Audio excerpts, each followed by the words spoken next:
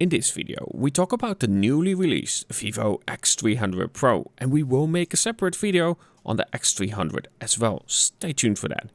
But let's see what this is capable of from a photographer's point of view. And let's do that in Shanghai, because Vivo kindly invited me to get an early hands-on experience in Shanghai. And I will be making a unique video soon in a documentary style. But those take time. Subscribe in the meantime.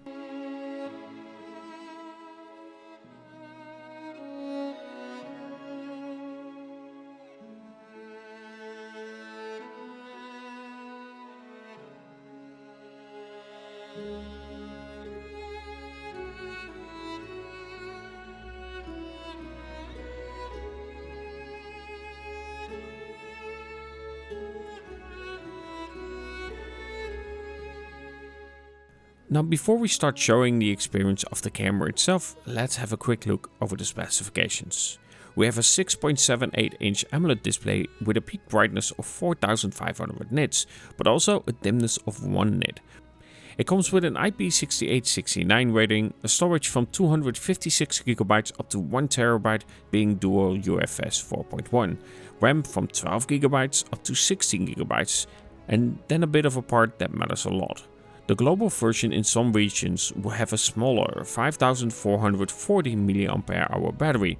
This is my version, so for battery life I can only talk about the experience that I have and the perspective from that one, not the Chinese model that has a 6510 mAh battery. Sadly, EU rules are holding back the battery here. Now, when we're talking about the Chinese and global version, there is now, however, a big change for the global users, because now the X300 series fully runs on Origin OS, which means there is no more Fun Touch. And I will be making a video separate on Origin OS 6, but that will be on my other channel.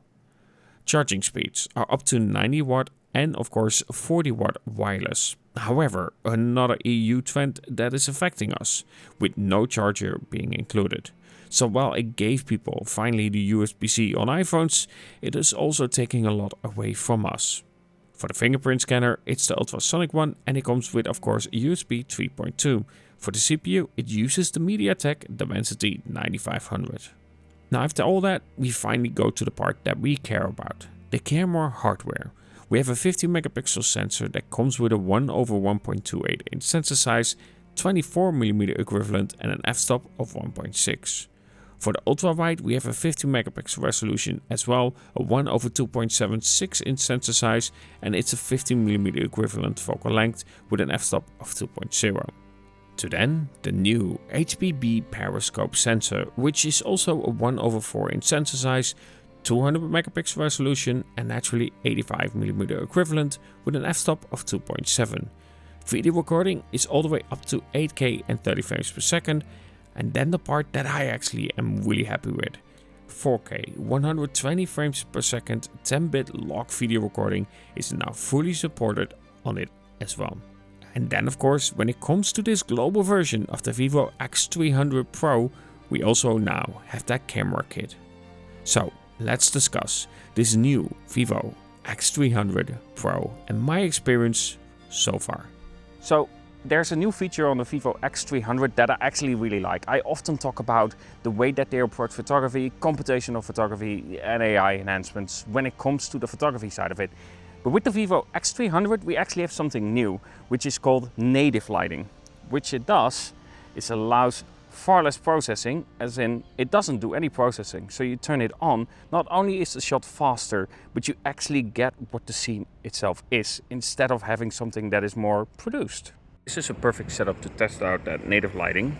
There's like quite a harsh reflection on that building, and if you shoot at that side of it, you will notice quite a bit of a difference between native lighting on and off, where it is more reflecting reality when it comes to having it on versus off. Now, with a feature like native lighting, it is about finding the right balance, where it works the best and where it doesn't. In these kinds of situations, you can clearly see the benefit of having it on, allowing more of a natural light reflection on those windows. But there are situations where it would be better the other way around.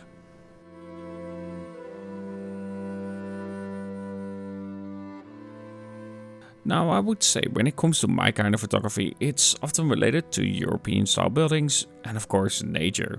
But a setting like this, where there are more people and it's far more natural to take shots of people, heck being taken shots of in return as well, makes it a good time to test my skill in street photography, something that I'm still trying to grow in because I find the whole thing hard to judge, especially in a European country. And with some skilled people out there like Benskin, but also Aki from Yenko Design, who's amazing at street photography, who by the way helped me out together with TKB to get me some nice behind the scenes shots and of course some A-roll. But seriously, what is up with Japanese people and their street photography skills? They are very talented and inspiring to look at those kinds of shots. But in these situations, those feelings that I have in a European country, at least in Arnhem, I don't have here. And while it's busy making it hard to get that single person in frame or maybe a couple in the shot here or there, I did find that using humanistic mode is the way to go for me. And then especially in combination with positive film, classic negative or black and white photography. And those same styles really work well on buildings as well, even more so with the reflection that you can get. Naturally though, I will say cities like these lend towards more of that golden hour setup or even more so low light photography, where I feel like the scenery becomes more interesting in comparison to daytime photography. Though granted, at the time that I was here it was mostly cloudy, therefore it's really hard to judge what it would be like without that. And of course, with scenes like these, what matters as well is having a good zoom capability.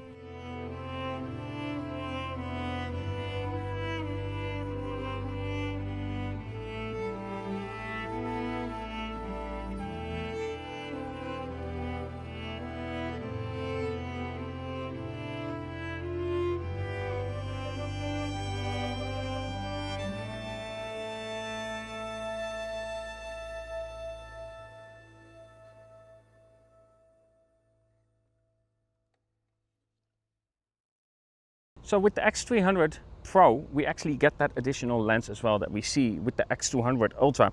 Of course, naturally it's also there on the X300, but I don't have the kit for it.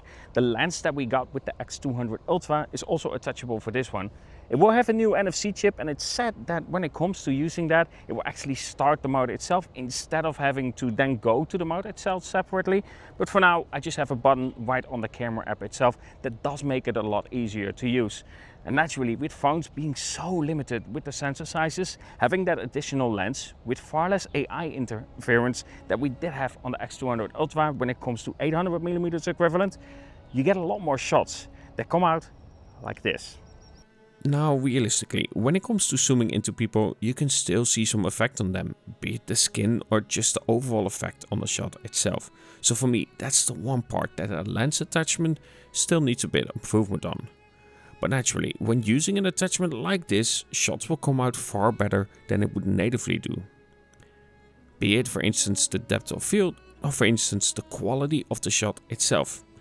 That being said, I still think it excels most at building shots or nature. But when using it on people, I would say keep it at that 200mm most of the time and you will get the nicest results. But when it comes to shooting people, I would say keep it at that 200mm most of the time and you will get some really good results and the least interference on the shot itself. It's also worth mentioning when it comes to that lens attachment, you can use that in every single mode apart from macro.